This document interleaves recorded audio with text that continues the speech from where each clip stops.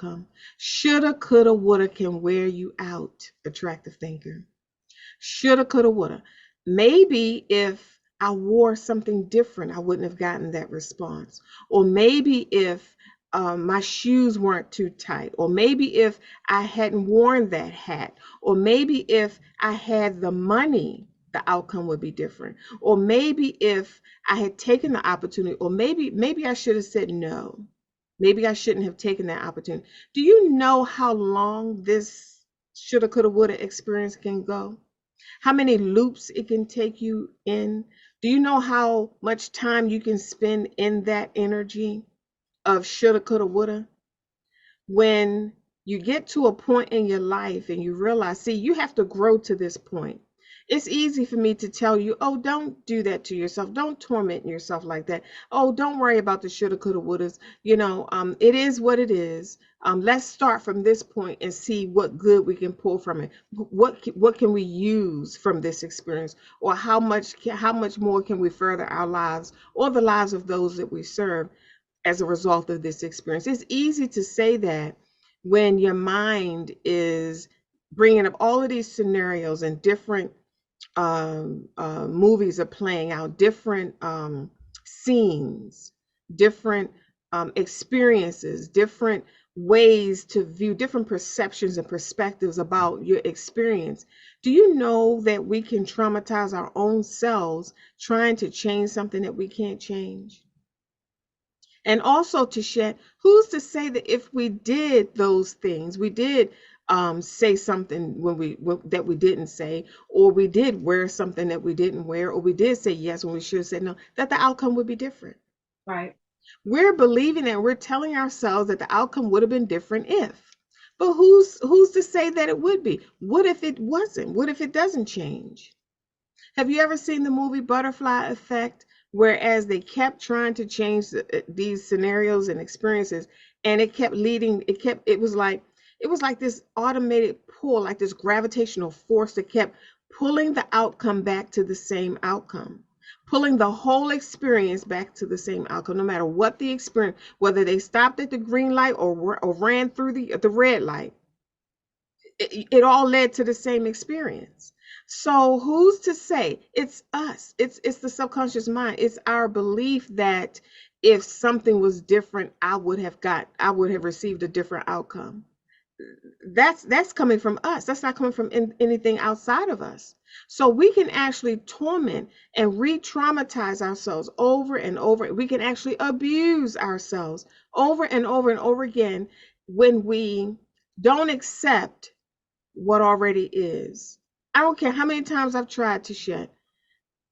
There's no way I can go back and change anything.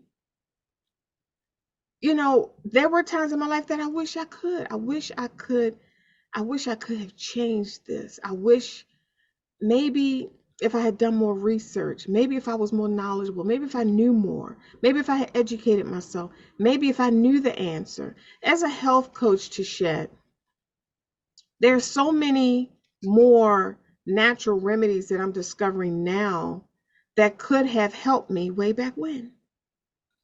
But it would be abuse. It would be self-abuse for me to play the shoulda, coulda, woulda game about things that I experienced in my health when I didn't even have the answers back then. I didn't have these resources back then. You have to say these things to yourself. You have to remind your mind, attractive thinker and visionary, that you didn't have those answers back then. You didn't have those resources back then. You didn't have the knowledge back then that you have now. Here's another one to share.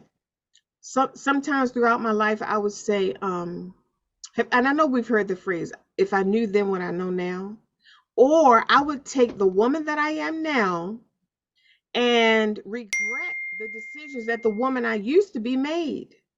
Mm-hmm. Regret the choices and the decisions that she made, and wish that I had made better decisions back then. But how could I have made better decisions back then if I didn't have better information?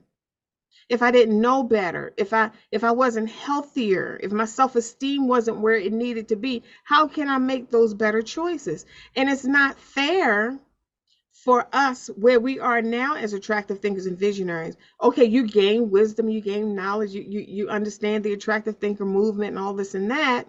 And you want to take what you know now and whoop the person that you used to be with it. Mm.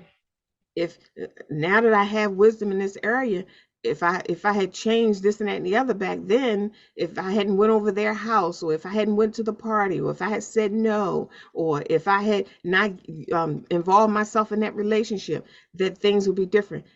You didn't know that back then.